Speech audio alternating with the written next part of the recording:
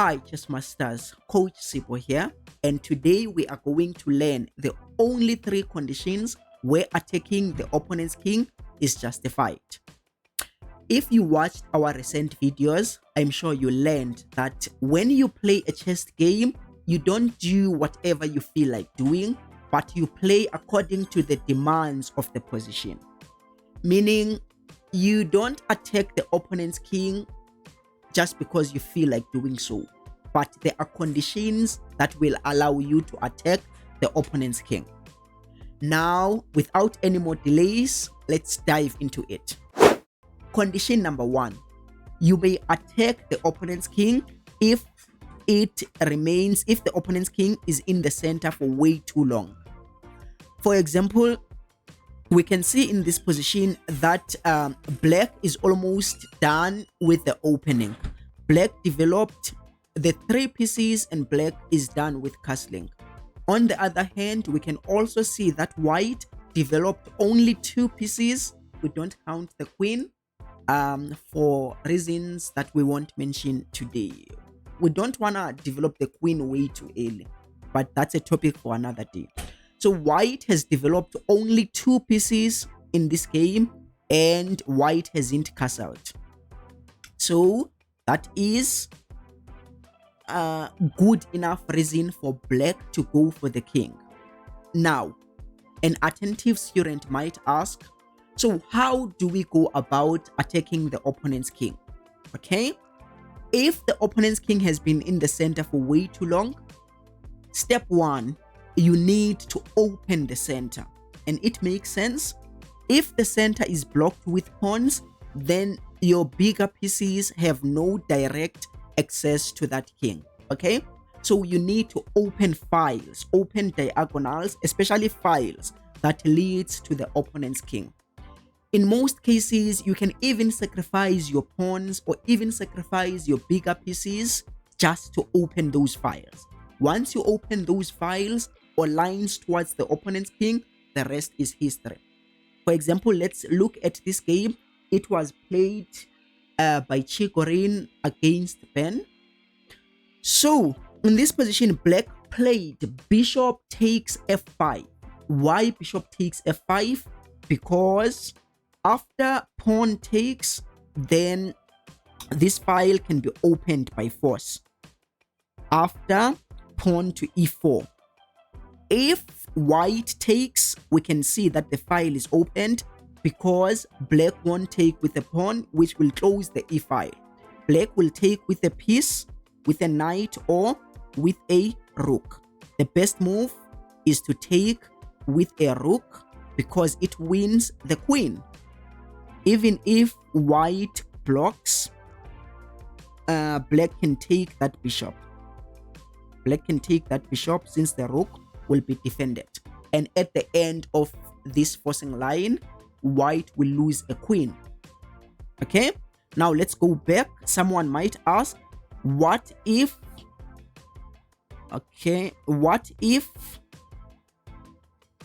we already know now that if takes, black will take and then white will lose the queen.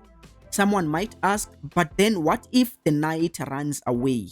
What if white doesn't take, but white runs away with a knight wherever? It doesn't matter. Still, black will open the center. Okay, will open the center by taking himself. And again, white will lose the queen because white cannot take since the queen is pinned. Okay, so what we've learned from this game is that when the opponent's king stayed in the center for too long, you need to find ways to open those files that lead to the opponent's king. Okay, now let's go to the second condition where you are justified to attack the opponent's king. Condition number 2: you may attack the opponent's king if you have more pieces facing or towards the opponent's king. For example, in this position, white has 3 pieces, 4 pieces that have the potential to attack the opponent's king, whereas a black has no piece defending that king. This knight moved from the square. I guess it moved after being pushed by e5. Now, the king has no defense.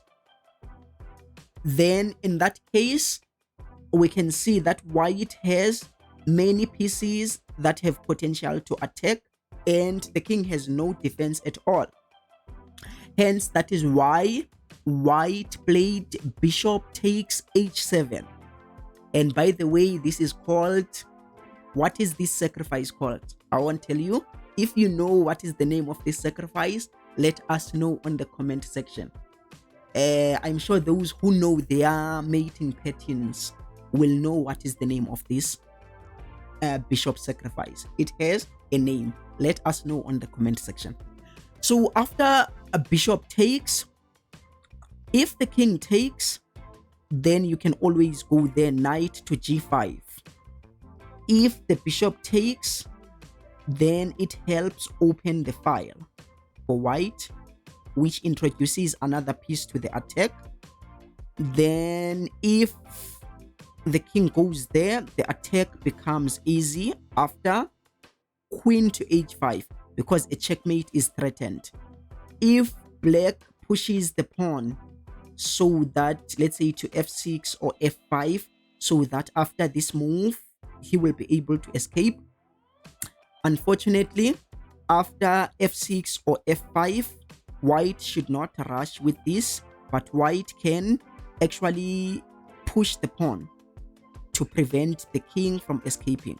And then whatever black does now, the next move for white would be a checkmate. Okay, now let's look at some other variations. Let's look at some other variations.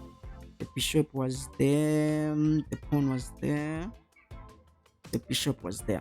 So the first move was bishop takes f7. The next move was knight here.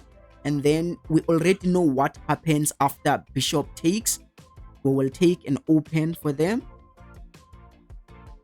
for our rook. We already know what happens after this. The queen will go there. But what if the king goes to g6? White can still play queen h5 check. The only way is to come here, and then you can play a move like this, check. If the king goes there, now you have a checkmate with queen d3. The king has nowhere to go. But then after queen h3, if the king goes back to g6, now you can go to queen h7. It's a checkmate now. Since black cannot take the pawn, it is defended. It is a checkmate. Do we have any other variation? Okay, let's go and check. Let's go and check. What else? What else can black do? What if black does not take this time? What if black goes there? It's fine. You can still follow with h5, and then the next move will be to go to queen h7, and it would be a checkmate. Now let's go to, by the way, if you are still enjoying this and you feel like you are getting value from this, please don't forget to smash that subscribe button and help our channel grow. Now let's go to the last one. The last condition where you are justified to attack opponent's king is when the center is closed. When the center is closed, we get like closed centers from openings like French defense or Caro-kann defense. After this, the center is closed, meaning all the four central pawns are blocking each other. They cannot advance. So we say the center is closed. Whenever the center is closed, then sides, both white and black, can attack on the flanks. Let's say black has castled and white has castled. So now white and black are justified. Both players are justified to attack on the side. You can push pawns and start attacking the opponent. But keep this in mind. If the center is not closed, then you should not push pawns on the side and attack the opponent's king. You should focus all your attention in the center.